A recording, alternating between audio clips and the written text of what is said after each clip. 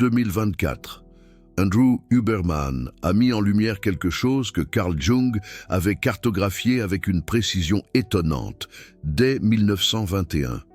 Ce n'est pas une simple coïncidence, c'est une validation scientifique d'un secret psychologique que le monde académique a tenté d'étouffer pendant un siècle entier. Dans son épisode avec la Drukgyal du MIT, Huberman a confirmé l'existence des neurones de la solitude, des neurones spécifiques dans l'amygdale qui détectent l'isolement social et génèrent une souffrance physique réelle. Mais voici ce qu'il n'a pas dit explicitement. Ces mêmes neurones, chez certaines personnes, fonctionnent à l'inverse. Ils ne détectent pas seulement la solitude, ils détectent tout, chaque émotion autour, chaque mensonge non dit, chaque douleur cachée. Jung appelait ces personnes des types de personnalités rares. La science moderne les appelle des empathiques authentiques. Et vous allez découvrir pourquoi seulement 4% de la population porte cette aura neurologique. Et pourquoi le reste ne fait que simuler l'empathie. Si vous sentez que vous absorbez les émotions des gens sans demander la permission, si les foules vous vident, comme si elles volaient votre énergie, si vous avez toujours su quand quelqu'un mentait avant même qu'il ne parle, alors vous portez la signature que Jung a découverte et que Huberman vient de valider avec la neuroimagerie cérébrale. Mais il y a un problème. Personne ne vous a appris à utiliser cette aura. Personne n'a expliqué pourquoi elle existe. Et pire, 96% des personnes autour de vous ne ressentent pas ce que vous ressentez. Alors elles pensent que vous êtes trop sensible, trop faible, que vous devez vous blinder. Mensonge. Vous n'avez besoin de rien blinder. Vous devez comprendre ce que Jung a découvert sur les types psychologiques rares et ce que Huberman a prouvé sur les neurones miroirs hyperréactifs. Parce que cette combinaison crée ce que la neuroscience appelle un cerveau empathique authentique et ce que Jung appelait un type psychologique intuitif introverti à dominante sentiment. Je parle de personnes qui possèdent des neurones miroirs fonctionnant à plein régime. Ce n'est pas une métaphore, c'est de la neurobiologie. Une étude publiée en 2024 l'a confirmé. Les empathiques authentiques ont une activation des neurones miroirs 300% au-dessus de la moyenne de la population. 300. Cela signifie que, quand quelqu'un dans la pièce ressent de l'anxiété, vos neurones miroirs se déclenchent comme si vous ressentiez de l'anxiété. Quand quelqu'un cache de la colère derrière un sourire, votre amygdale détecte l'incongruence avant même que vous ne la traitiez consciemment. Votre cerveau fonctionne comme un scanner émotionnel que vous n'avez jamais demandé et que vous ne pouvez pas éteindre. Jung le savait en 1921. Il l'a décrit dans Type psychologique. Mais il n'avait pas la neuroimagerie. Il n'avait pas l'imagerie par résonance magnétique fonctionnelle. Alors il a cartographié à travers l'observation pure, l'analyse de patients, des schémas qui se répétaient en cabinet, et ce qu'il a découvert était saisissant. Jung a réalisé que certaines personnes ne traitent pas les émotions comme un stimulus externe. Elles traitent les émotions d'autrui comme une expérience interne directe. C'est-à-dire, pour un empathique authentique, ressentir la douleur d'une autre personne n'est pas de l'imagination. C'est une sensation physique réelle causée par une activation limbique généralisée. Huberman l'a prouvé. Dans l'épisode avec le docteur Alan Shore en août 2024, il a exploré comment les relations façonnent le cerveau à travers le circuit singulaire amygdale. Et voici la révélation. Ce circuit, chez les empathiques, est permanemment hyperactif, pas à cause d'un trauma, mais à cause d'une configuration neurologique innée. Vous êtes né avec ça. Mais voici ce que personne ne vous a dit. Cette configuration a un coup brutal et elle a un pouvoir incroyable. Et la différence entre le coup et le pouvoir dépend d'une chose, si vous intégrez l'ombre jungienne ou si vous la laissez vous consumer. Parce que voyez-vous, Tout empathique authentique porte une ombre gigantesque, et l'ombre de l'empathique est la plus dangereuse de toutes. Vous savez pourquoi? Parce que l'ombre de l'empathique est la négation de sa propre colère. C'est la suppression de l'agressivité saine.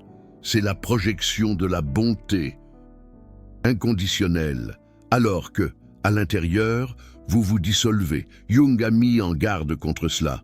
Il a dit « Plus vous projetez de lumière, plus l'ombre que vous cachez est grande. » Et les empathiques projettent de la lumière comme personne.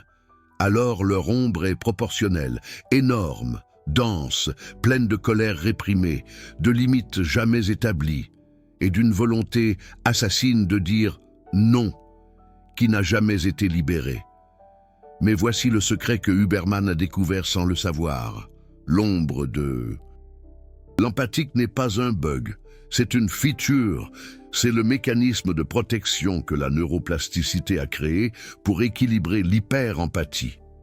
Le problème est que 99% des empathiques suppriment l'ombre au lieu de l'intégrer. Et quand vous supprimez l'ombre d'un empathique, 3 choses se produisent. Premièrement, l'épuisement émotionnel, chronique.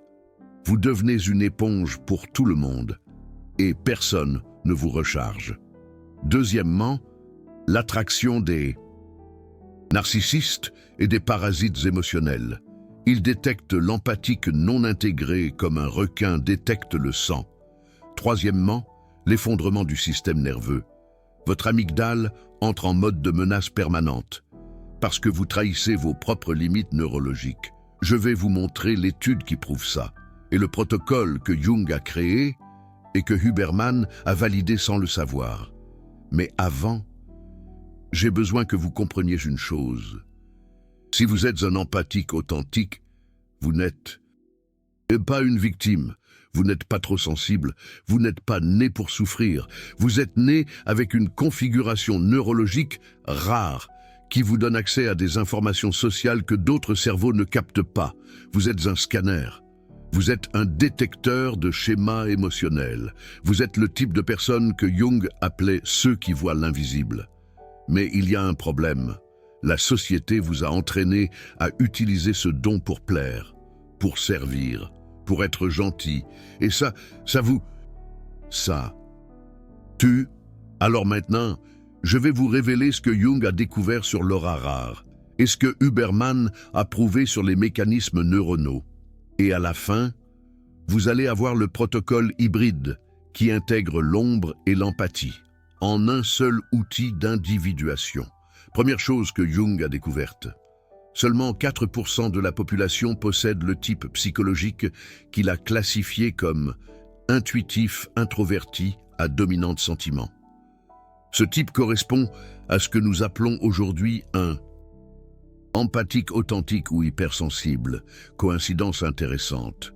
Andrew Huberman est classifié comme ENTJ, un type de personnalité qui représente seulement 4% de la population aussi.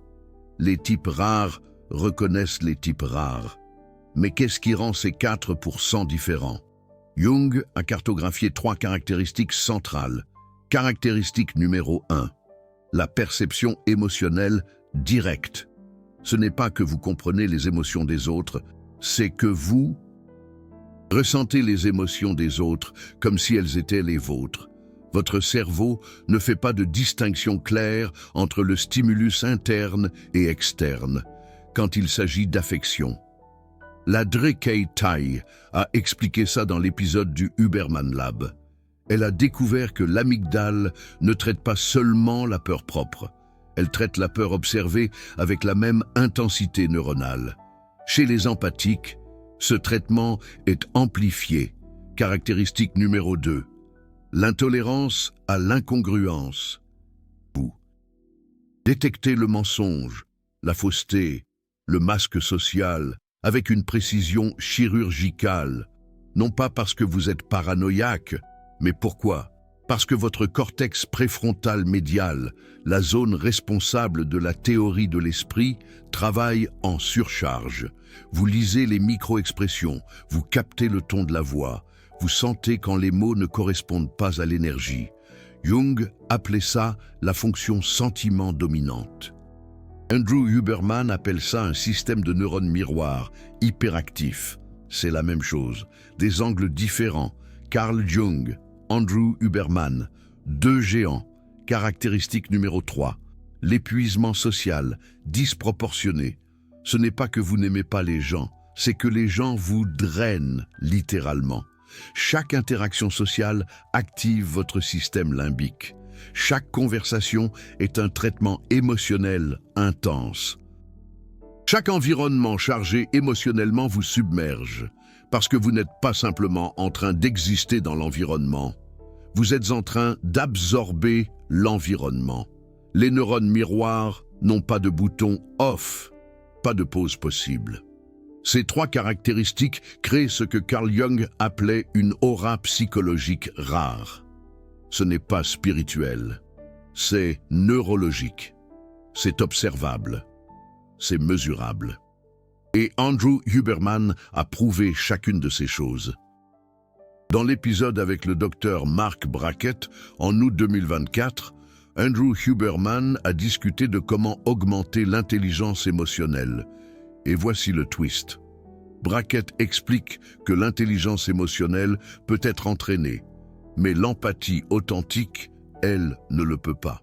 L'empathie authentique est une configuration de base, une architecture neurale. Vous naissez avec ou vous ne naissez pas avec, c'est inné. Les empathiques authentiques n'ont pas besoin d'apprendre l'empathie. Ils ont besoin d'apprendre à ne pas se noyer dans l'empathie des autres, un défi constant, et c'est ici que l'ombre jungienne entre en jeu. Carl Jung a découvert que chaque empathique authentique porte une ombre gigantesque d'agressivité réprimée. Pourquoi ?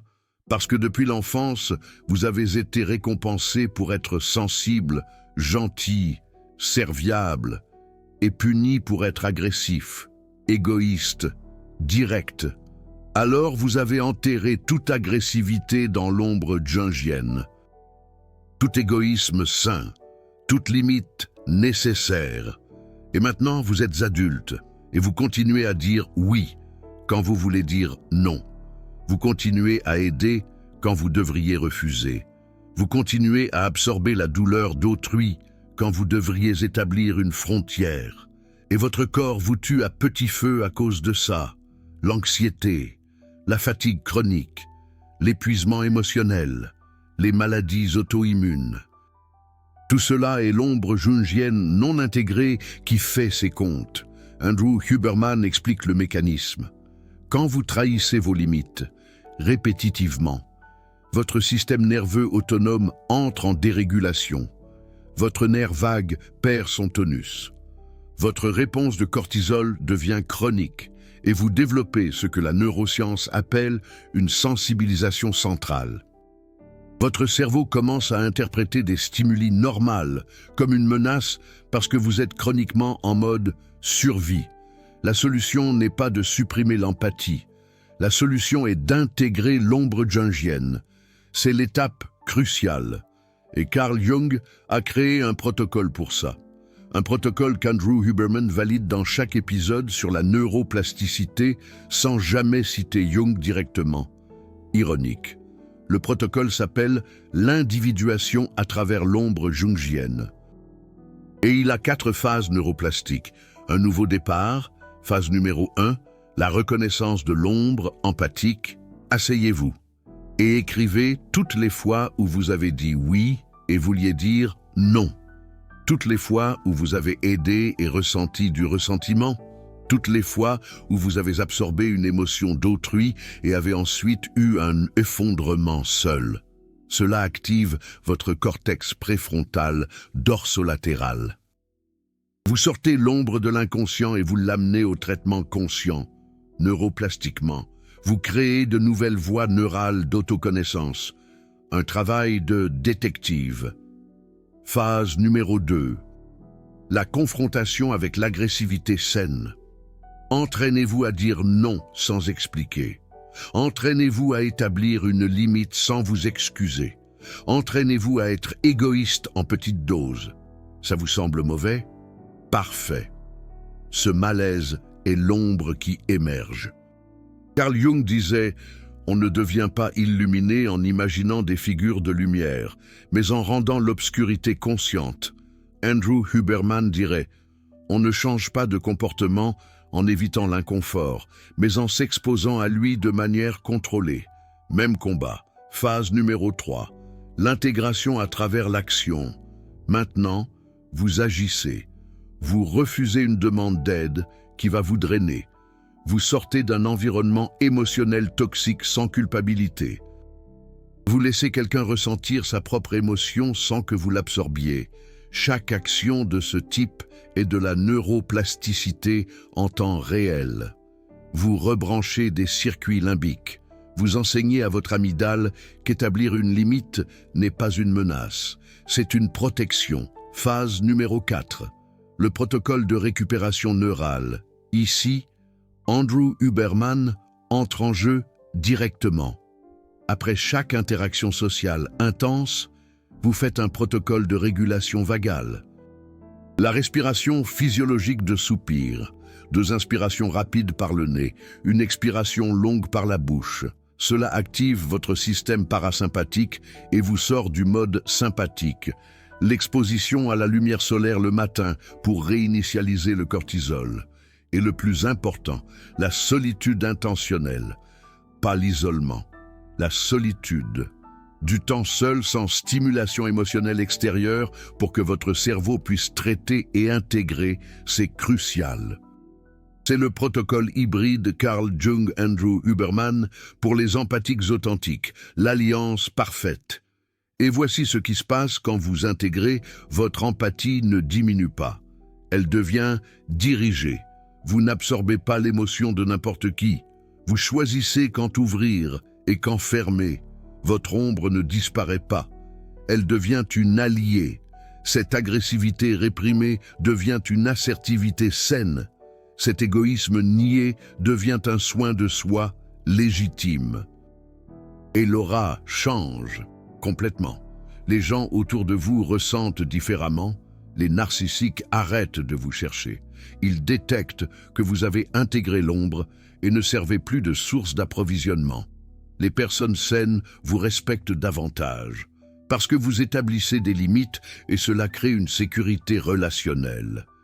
Et vous vous sentez différemment, moins épuisé, moins submergé, plus centré, plus en PAX.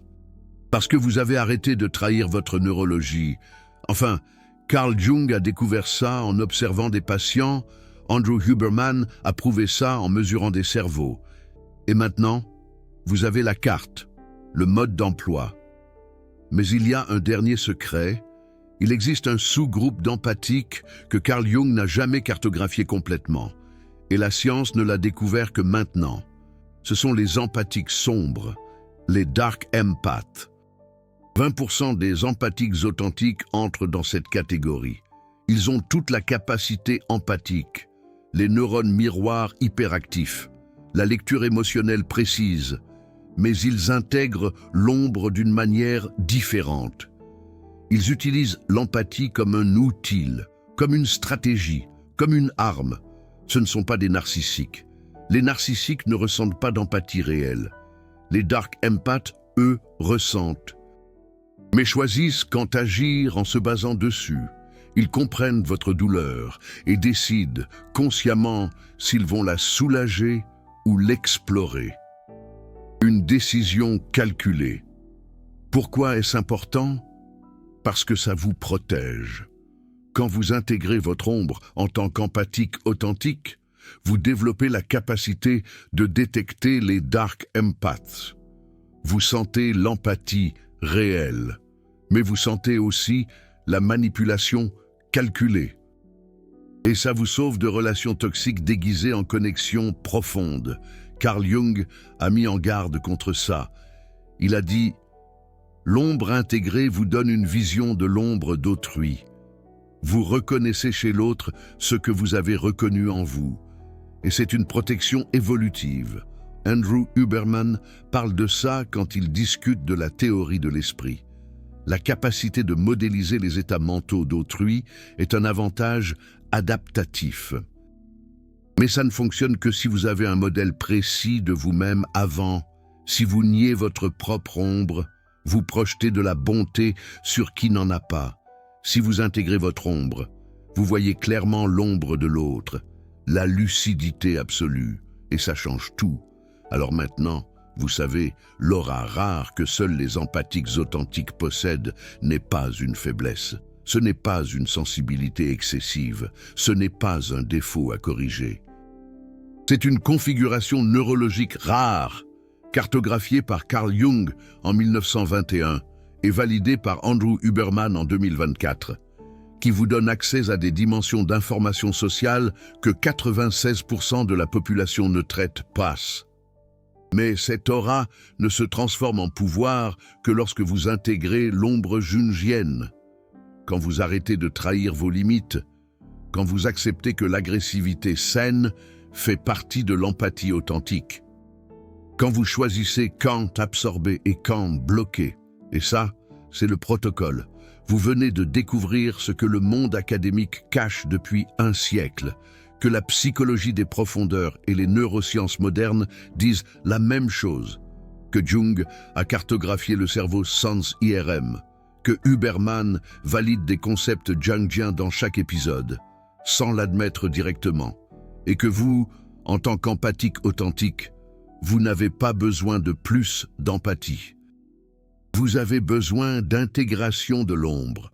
C'est ça, l'individuation, c'est ça, la neuroplasticité dirigée. C'est ce qui se passe quand vous unissez Zurich 1921 avec Stanford 2024. Maintenant, je dois vous demander quelque chose. Cette connexion entre Jung et Huberman a été supprimée par le monde académique pendant des décennies. Peu de chaînes ont le courage de révéler ça. Parce que ça défie l'ego scientifique qui sépare la psychologie des profondeurs des neurosciences modernes. Chaque vidéo comme celle-ci coûte des heures de recherche croisée, d'analyse d'études récentes, et comporte le risque d'être démonétisé pour avoir défié des narrations établies. Le Super Thanks n'est pas seulement un soutien financier. C'est vous qui dites que vous valorisez la connaissance qui unit 100 ans de sagesse psychologique avec la validation neuroscientifique de pointe. Quand vous cliquez sur le cœur doré en dessous, vous financez la prochaine révélation que le monde académique ne veut pas que vous voyiez. Vous devenez partie prenante de ceux qui défient la séparation artificielle entre Jung et Huberman, entre profondeur et science, entre ombre et neurones. Vous n'êtes pas un spectateur passif. Vous êtes un allié de l'intégration, et chaque Super Thanks est un vote pour que ce type de contenu continue d'exister. Maintenant, je vais vous donner la dernière pièce du protocole, la pièce que Jung enseignait en consultation, mais n'a jamais complètement publiée. La pièce que Huberman utilise, mais ne connecte pas avec Jung. C'est le protocole quotidien de gestion de l'énergie empathique. Ça fonctionne comme ça. Matin, la première heure après le réveil est sacrée. Vous ne consultez pas vos messages. Vous ne consommez pas les émotions des autres. Vous ne vous exposez pas aux nouvelles ou aux réseaux sociaux. Pourquoi? Parce que votre cortex préfrontal est dans un état de plasticité maximale le matin. C'est là que vous définissez le ton neural de la journée. Huberman appelle ça la fenêtre de neuroplasticité matinale. Jung appelait ça un rituel de centrage. C'est la même chose. Vous vous exposez à la lumière solaire pendant 10 minutes. Ça réinitialise votre rythme circadien et optimise votre cortisol. Ensuite, vous faites ce que Jung appelait l'imagination active et Huberman appelle la visualisation dirigée. Vous visualisez vos frontières énergétiques. Vous imaginez un champ autour de vous que vous contrôlez, qui s'ouvre quand vous le décidez et se ferme quand c'est nécessaire. Ce n'est pas de l'ésotérisme, c'est de l'entraînement du réseau neuronal par défaut, Default Mode Network. Vous apprenez à votre cerveau à différencier le soi de l'autre, essentiel pour les empathiques. Après-midi, ici, vous appliquez le protocole de dosage social. Vous n'êtes pas disponible émotionnellement tout le temps. Établissez des fenêtres. 1 heure d'interaction profonde. 1/2 heure de récupération seule. 2 heures de travail sans interférence émotionnelle. 15 minutes de consultation des messages. Ça semble robotique. C'est neurologique. Votre système limbique a besoin de cycles d'activation et de repos. Les empathiques qui restent disponibles à plein temps entrent en fatigue surrénale chronique. Vous gérez la charge allostatique, la quantité de stress que votre corps peut traiter avant d'entrer en effondrement. Soir, protocole de décharge émotionnelle. Vous tenez un journal de l'ombre. Vous écrivez tout ce que vous avez ressenti mais pas exprimé. Toute la colère que vous avez avalée, tous les non qui sont devenus des oui. Ça active le cortex préfrontal et désactive l'amygdale. C'est un traitement émotionnel conscient qui empêche les émotions réprimées de se transformer en symptômes physiques. Ensuite, vous faites ce que Huberman appelle le Non-Sleep Deep Rest. NSDR, Yoga Nidra, Body Scan ou méditation guidée. Ça active le système parasympathique et réinitialise votre système nerveux pour le lendemain. Jung enseignait la relaxation progressive de Jacobson. C'est littéralement la même technique neurale. Et 1 fois par semaine, vous faites le rituel d'individuation de l'ombre. Vous prenez votre journal, vous identifiez des schémas. Combien de fois avez-vous dit oui alors que vous vouliez dire non? Avec qui avez-vous établi une limite et avec qui ne l'avez-vous pas fait? Ou quel type de personne vous draine et quel type vous recharge? Vous cartographiez votre psyché. Vous créez un modèle mental précis de vos limites neurologiques. Et là vient la partie radicale. Vous agissez en fonction de la carte. Vous coupez le contact avec ceux qui vous drainent chroniquement. Vous établissez une limite explicite avec ceux qui vous manquent de respect. Vous dites non sans culpabilité aux demandes qui vous surchargent. Et vous observez ce qui se passe. Au début, on a l'impression d'être égoïste, cruel, insensible, mais ce n'est que votre ombre qui émerge. C'est l'agressivité saine qui était réprimée depuis des décennies qui prend de la place. Et après quelques semaines, quelque chose change. Vous réalisez que vous avez plus d'énergie, que vous pouvez ressentir de l'empathie sans vous noyer dedans, que votre présence est plus stable, que les gens vous respectent plus. Parce que vous avez arrêté de trahir votre neurologie et vous avez commencé à honorer votre configuration rare. Maintenant, laissez-moi vous raconter ce qui est arrivé aux patients de Jung qui ont suivi ce processus et aux personnes qui ont suivi les protocoles de Huberman sans savoir qu'ils intégraient l'ombre jungienne. Cas numéro U1, femme, 32 ans, empathique diagnostiquée avec un burn-out chronique et une fibromyalgie. Les médecins ont dit que c'était génétique. Les psychologues ont dit que c'était de l'anxiété. Jung dirait que c'était l'ombre non intégrée. Elle a commencé le protocole. Première semaine, elle a identifié qu'elle disait oui à sa mère narcissique chaque fois qu'elle lui demandait de l'argent, ombre pure, colère réprimée, limite inexistante. Deuxième semaine, elle a dit non. Elle a ressenti une culpabilité assassine. Elle a eu une crise d'anxiété, mais elle a maintenu le non. Troisième semaine. Sa mère a tenté une manipulation émotionnelle. Elle n'a pas cédé. Quatrième semaine. La douleur de la fibromyalgie a diminué de 30%. Coïncidence? Non. Quand vous intégrez l'ombre et établissez une limite, votre système nerveux sort d'un état de menace chronique. Le cortisol se normalise, l'inflammation diminue, la douleur se réduit. 6 mois plus tard, fibromyalgie en rémission, complète. Elle n'a pas guéri la fibromyalgie. Elle a arrêté de trahir ses limites neurologiques et son corps a répondu. Cas numéro 2, homme, 45 ans, empathique travaillant dans un environnement corporatif toxique. Il absorbait le stress de l'équipe, ramenait les problèmes des autres à la maison. Il a développé de l'hypertension et de l'insomnie chronique. Il a commencé le protocole de Huberman, lumière solaire le matin, exercice de haute intensité, supplémentation, amélioration de 20%. Bien, mais pas suffisant. Ensuite, il a découvert Jung. Il a réalisé qu'il utilisait l'empathie pour éviter les conflits, qu'il absorbait les émotions de l'équipe pour maintenir une paix artificielle, que son ombre était de l'agressivité réprimée. Il a commencé à établir des limites au travail. Il a arrêté de répondre aux messages en dehors des heures de bureau. Il a confronté un collègue passif-agressif directement. Il a refusé un projet qui l'aurait surchargé. Et quelque chose d'incroyable s'est produit. L'équipe a commencé à le respecter davantage. Son chef l'a promu, parce que la limite engendre le respect et l'assertivité engendre le leadership. 3 mois plus tard, la pression s'est normalisée. L'insomnie a disparu.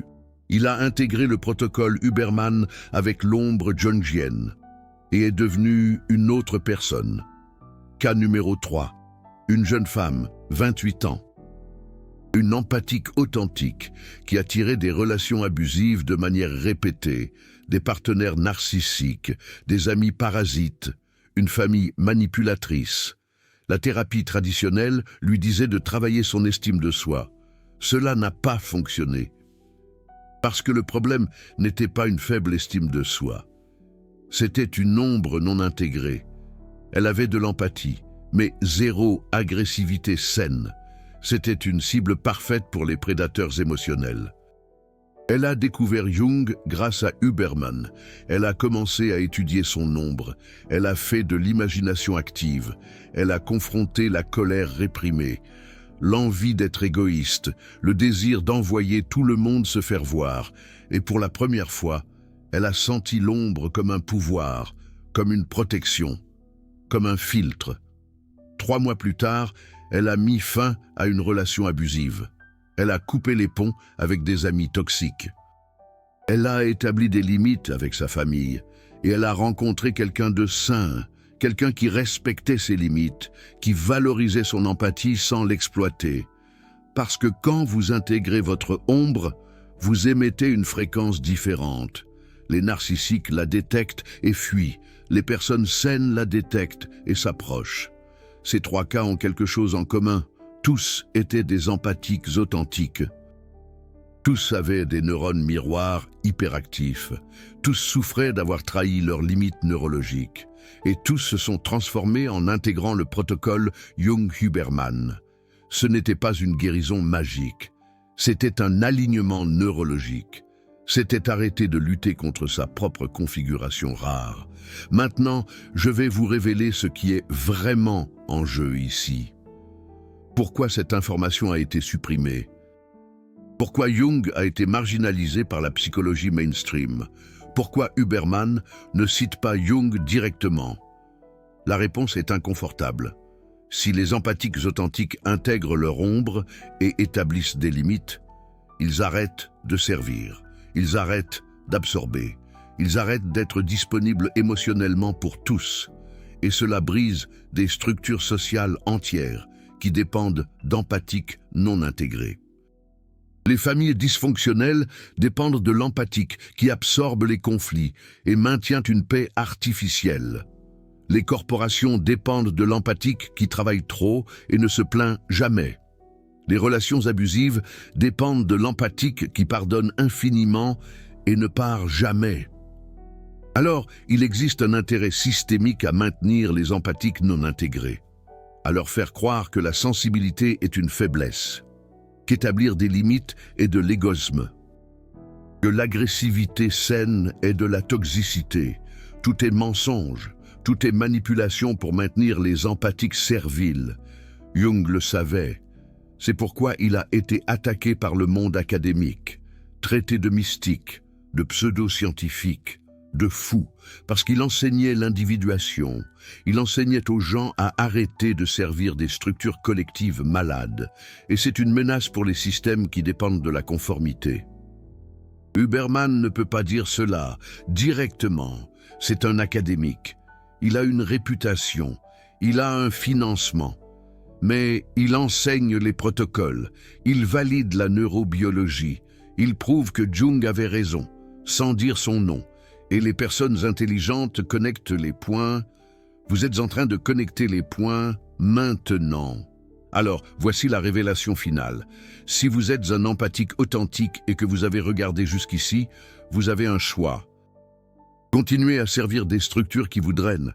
Continuez à être l'éponge émotionnelle de tout le monde. Continuez à trahir vos limites neurologiques jusqu'à ce que votre corps s'effondre. Ou intégrer votre ombre, établir des limites, honorer votre configuration rare et transformer l'empathie de faiblesse exploitée en pouvoir directionné. Jung appelait cela l'individuation. Huberman appelle cela l'optimisation neurale. J'appelle cela l'éveil de l'empathique, et cela se produit quand vous arrêtez de demander la permission d'être qui vous êtes neurologiquement. Vous avez des neurones miroirs hyperactifs. Vous détectez l'émotion avec une précision chirurgicale. Vous portez une aura rare que seulement 4% de la population a. Ce n'est pas un défaut. C'est une amélioration évolutive, mais cela ne fonctionne que lorsque vous intégrez votre ombre. Quand vous acceptez que vous ne pouvez pas sauver tout le monde, qu'établir des limites est de l'auto-soin, que dire non est neurologiquement nécessaire, et que l'agressivité saine est une partie essentielle de l'empathie véritable. Voici le protocole complet. Jung a dessiné la carte. Huberman a validé la neuroscience. Et vous avez maintenant les deux perspectives intégrées. Zurich 1921 rencontre Stanford 2024. La psychologie profonde rencontre la neuroscience moderne. L'ombre rencontre le neurone. Et vous rencontrez votre pouvoir. Commentez ici en bas. Êtes-vous un empathique qui a finalement compris qu'il doit intégrer son ombre? Ou pensez-vous encore que la sensibilité est une faiblesse? Team ombre, intégré ou team bon samaritain? Épuisé. Choisissez dans les commentaires.